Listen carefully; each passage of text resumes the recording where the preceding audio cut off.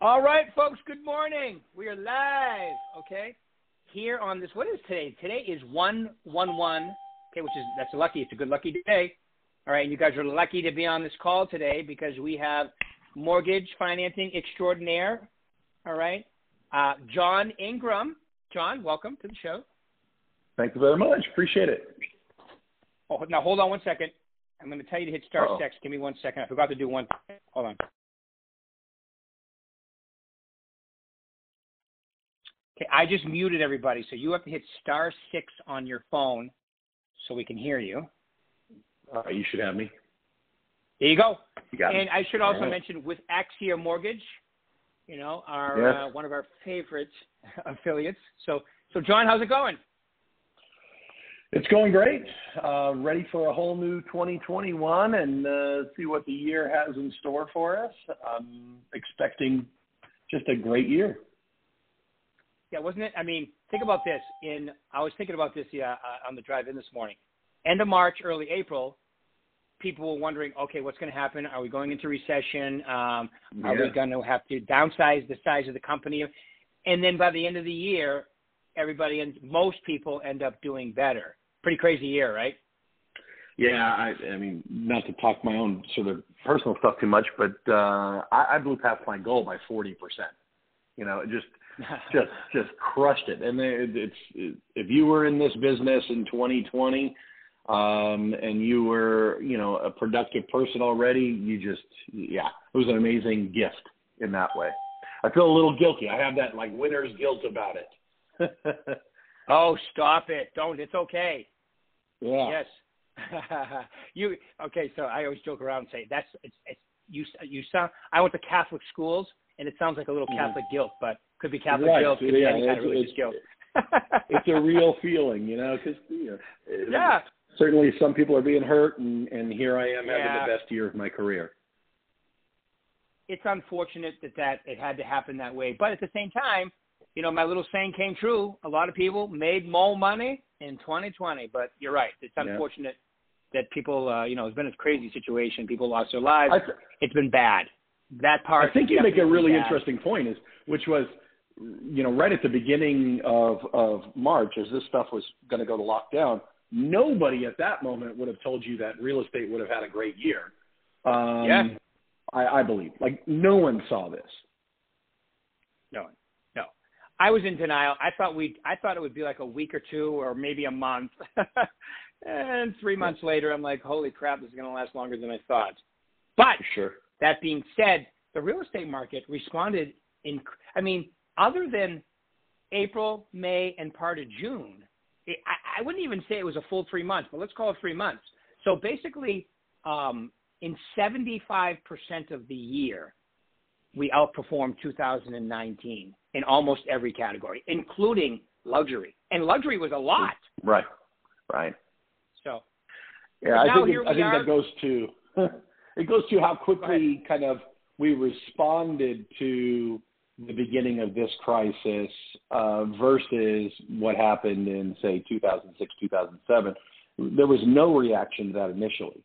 And you can't downplay sort of some of the quick efforts that were able to be put forth to keep this, to sort of underpin things. And that allowed, I think it prevented the psyche about real estate from shifting. Like people going into fear went into, wow, this is a special opportunity. Right. Yeah, especially people in all three markets, because you had less competition out there looking, because especially initially, half the buyers went away, and some of them even got out of their deals, and they were really upset later because they lost their rate locks, and then boom, all of a sudden now they're the lowest rates in the history of mankind, which I don't know about you, John. You've been doing this a long time, and so have I. I mean, Mark Stark and I have been, it was our 36th year in real estate, but I have never seen the Fed come out and say, yep. I mean, in a time when the interest rates are the lowest they've ever been, come out and say, yep, we're going to try to stay right where we are till 2023. Have you ever seen anything like that? No, it's never been like this before, with them basically saying, we will do whatever it takes to support this economy and to support maximum employment and that sort of thing, where we're buying, well, by sort of policy announcement, the Fed's buying $60 billion a month of treasuries, $40 billion a month of mortgages, and in actuality, the number is significantly larger than that based upon their existing portfolio being refinanced and not giving them more cash, and so they're reinvesting that into new mortgages. And basically them just saying there, we are not going to sort of let rates rise further than what we're willing to tolerate in order to support our economy, support consumers. It's a really, once in a generation type event. I really believe that. I really believe that. Yeah. And also, I also believe, so like people, I mean, from a lending standpoint, from a refinance standpoint, from get an investment property standpoint, you know, the rental market is ballistic right now as well. So, I mean, it's just, I've never seen it quite like this. And think about appreciation with interest rates that low, right? What did we end up in appreciation for 2020? Wasn't it like around 10-12%? Yes. Yeah. I think it was over 11% nationally. And then, you know, it's slightly different in each market. But, you know, we're forecasting another 6% this year. Nationally. Yeah, and it's going to be another up year. Yeah, well, the great thing about their predictions normally with appreciation is they're usually very conservative because they predicted about the same thing. Yes, very true. Yeah. So that's good, though. It's rather overshoot it. And let's face it, we can't have, and people need to understand this, we can't have double-digit appreciation many years in a row because that just says the end is near. Well, yeah, I mean, there's you can't have unlimited appreciation unless you have rising incomes. That's one of the factors that is sort of hiding in the numbers right now, where we have had incomes rise at a little over 5.5% in the last year on average, and that additional income leads to additional buying power, supports additional appreciation in homes, or allows appreciation to run further. So we're not at the edge on that. We're if you really do the math on it, homes are more affordable today than they were 5 years ago, based upon rising income. Explain to them what that means, because I agree with you, and you know, I think that's a very important point. So give an understanding of what that means exactly. Well, I mean, the core concept is that if your income rises $1,000, let's say, you're adding an additional, in mortgage world, the ability to carry an additional $500 of debt. That income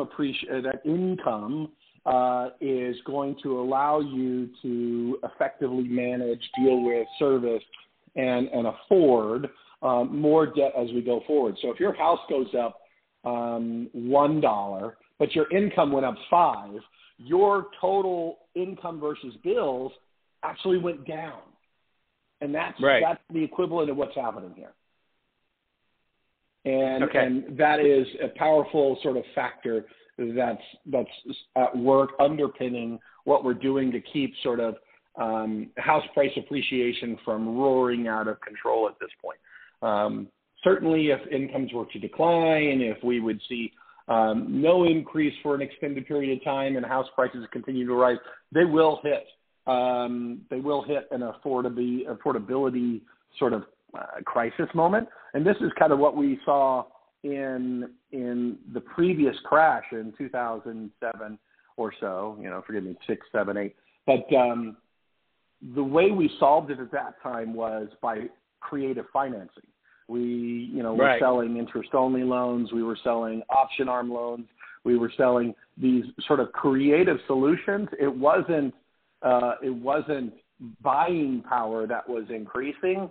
It was just creative engineering on the financial side, and that's a huge difference between now and then. Creativity, and in some instances, outright fraud. Everybody should see the movie The Big Short. I think it really explains it well, doesn't it? It's a good movie. It covers a lot of the good points without just sort of, I think, demonizing Wall Street, but it was kind of explaining, some of the key issues that were going on there. It maybe downplayed or didn't talk about as much, Wall Street's appetite for anything mortgage, as if they could never go down. I guess maybe a little bit. What's his name's character? I forget his name. Steve Carell's character kind of got into. Oh yeah. Where Wall Street got greedy. And it burned us. Where he talks to let's say the adult entertainer, and she's like, I have 5 properties with 2 mortgages on each one. Yeah. And they're all option on. So. Yeah. That's my favorite line in the movie, although I can't repeat it exactly here. Right. Yes, it's a great movie. It's really good, and it has great acting in it too, which makes it even better. But like you said something at one of my Success Series interviews, which I had never thought of until you said it, which was in today's world where you're getting interest rates so low that a major percentage of your payment out of the get-go is So think about this, and I'll let you explain it, but property's appreciating. Let's say we average, somewhere between what they said and what we did in 2020. So it'd be around 8%. If you're paying down at that clip, plus your property is appreciating at 8%, plus you're getting the tax benefit. I mean, ownership has never probably been more advantageous than right now. It is. It's really at almost a dream point in place. Yeah. In time, based upon the multitude of factors. If you look at it through the lens of creating wealth for a family, it's never been as good as this. When you look at where interest rates are today, where so many people are getting something with a 2 handle, you do the math on that. On a 30-year fixed mortgage, about 43% of your first month's payment is going to principal. Almost half of your whole first monthly payments going to the principal, paying that balance down. It's never been like this before. That's the crazy. Historical trend for 30-year fixed mortgages is up towards 8%, where you're talking about 3, 4, 5% of that first month is going to the principal. You'd have to get a 15-year mortgage to get this kind of balance in historical terms. Now you're getting it on a 30-year mortgage. That's wow. What a tremendous thing that many people aren't even aware of that's working in their favor today. That's crazy. Yeah. It's absolutely For crazy. Sure.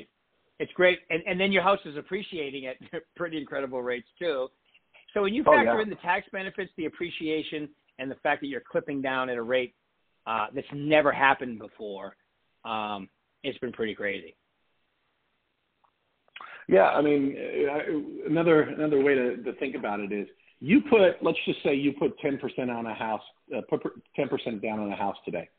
And if that house goes up 6% in value, you just got a 60% appreciation on your money. Right. So talking in the terms of percentages, you put 10% down to buy a home, whether it be $100,000, $300,000, or whatever. That $300,000, that whole amount goes up 6%. You just got 60% on your money in the first year. What other investment's going to do that well? What other opportunity does the average Joe have to build wealth in our country? Separate from being a business owner, inventing the next Facebook, the next Amazon, this is a really special time. And anybody who is helping somebody to buy real estate, God, you can feel good about that. You can feel good about getting that or helping to make that opportunity possible for somebody. Right. It's a blessing. It really is a blessing. It's for a lot of people, it's a retirement fund. It's all that. Plus, you're going to be saving on your taxes too. Which if you add that into the sure, percentages, it's still the largest tax deduction that the average person has is the home deduction. By far, yeah, absolutely. Especially if you're an employee, and it's by far the best one. Okay, yeah, so I'm a W-2 employee at my job. That's the biggest thing I get, basically. It's the only thing that says I'm not allowed to write off business expenses as a W-2 employee anymore. So really, all I've got is my home. And I'm going to tell you something. It's one of the best things that the RPAC has going for them is that every time that bill comes up, it gets squashed. So we keep that deduction because that wouldn't be great for the real estate market if that you could not write that off. Yeah, it would just cause further imbalance.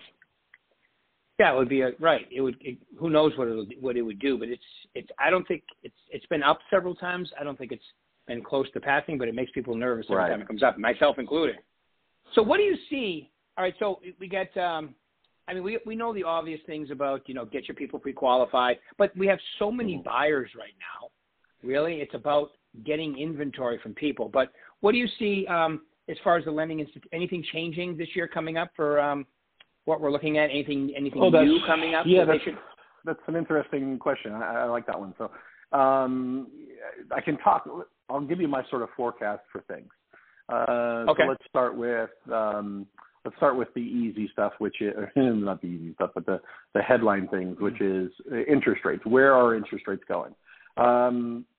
Over since the beginning of the year, we've seen interest rates actually shift higher, not dramatically so, but a bit off the bottom, a bit higher, and likely they will go a smidge further in the initial days. And what's really happening there mechanically is with the Democrats taking control of all three, parts of government, that's expecting to lead to more spending and debt for our nation.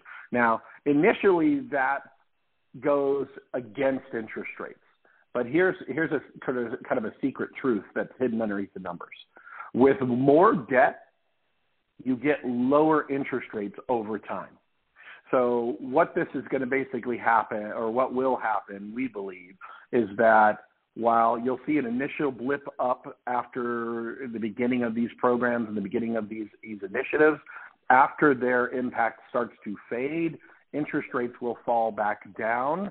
And so I guess my answer to you or the everybody listening is first quarter or so, we can see interest rates move up off of the bottom. By second half of 2021, you're going to see them declining back down, possibly to even lower levels is the expectation. So that's one thing. You can expect interest rates to support home ownership, support really low-cost borrowing for homeowners going through all of 2021. That's one thing.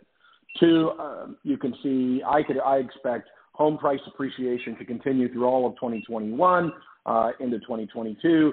And really one of the key dynamics that most people are not looking at is the demographic data. We are the average first-time or the median first-time home buyer age is 33. And we are now reaching the beginning of millennials turning 33. The early demarcation for what is considered a millennial is turning 33 this year. And each year going forward from here, it is a higher number of people reaching that age than the year before for the next 4 years. So you're going to have increasing demand supporting this market as we go forward.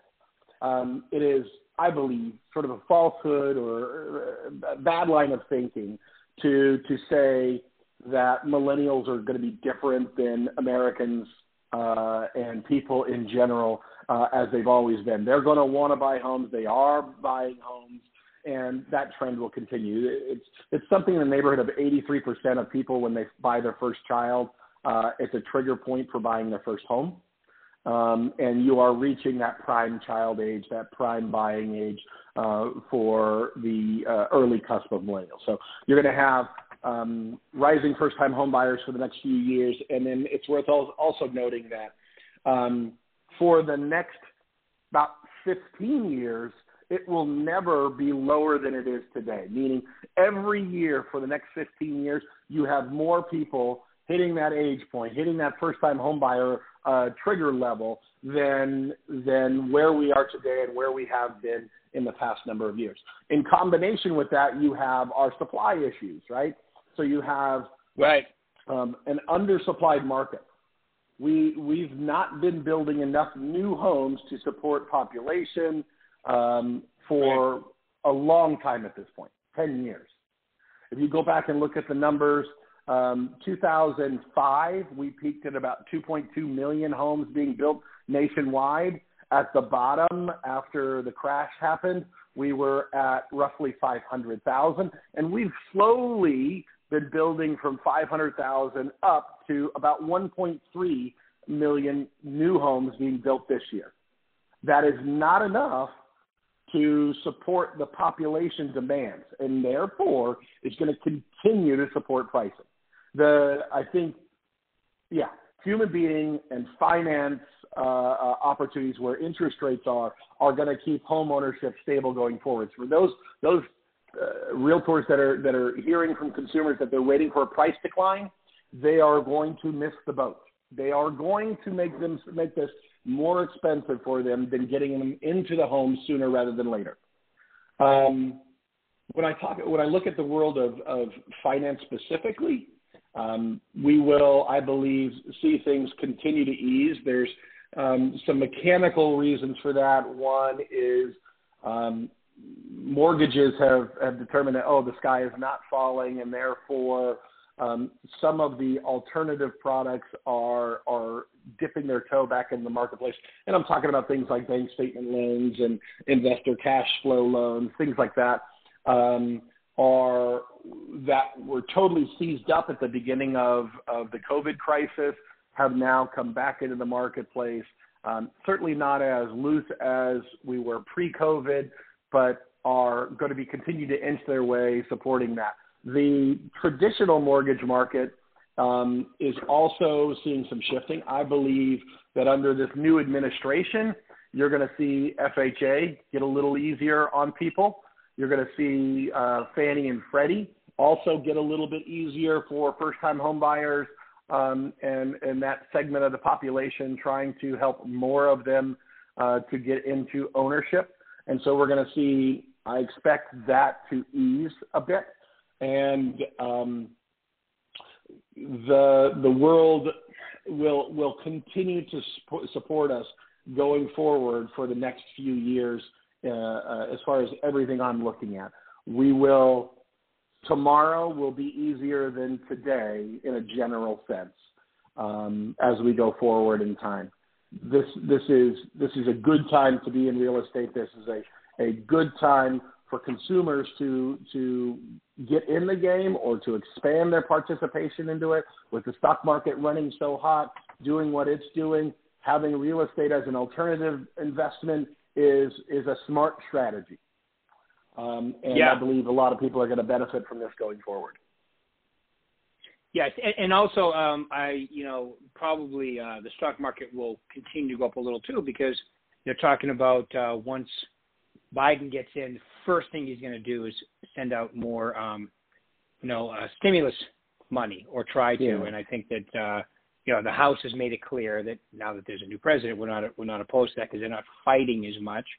And but remember, the train shows up on that too. You keep throwing money into it'll affect inflation down the road, but it'll affect the stock market up. And when people see the stock market up and real estate up, everybody gets consumer confidence, which really helps the economy. And I like what you said. Basically, what I heard is when it comes to millennials, a lot of them are figuring out that you can own for less than renting, and it's an investment and so forth. There's a warehouse of millennial buyers just slowly coming into the market.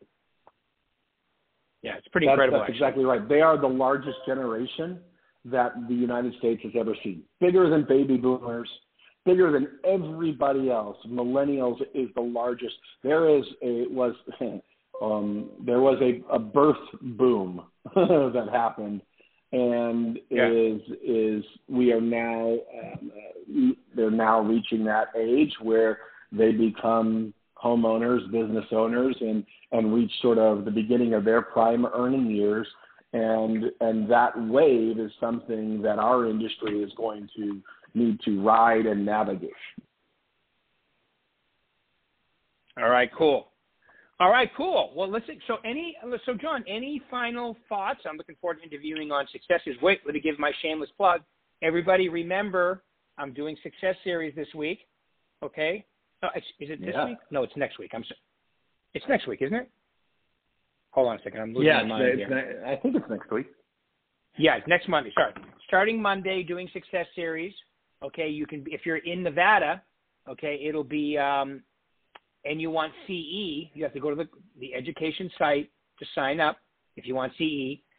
Arizona, California, you can just look at the advertisement on social media or the emails, and you got the link right there to take it on Google Hangouts, which John will be my, I believe, Thursday interview.